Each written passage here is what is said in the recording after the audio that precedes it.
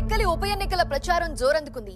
ప్రధాన పార్టీలు గెలుపే లక్ష్యంగా ఓటర్లకి ఎన్నో హామీలు గుప్పిస్తున్నాయి. తమ తమ సామాజిక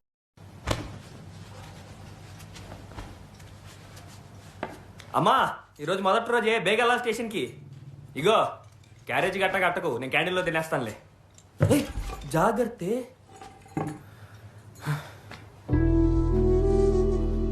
ఏటైంది?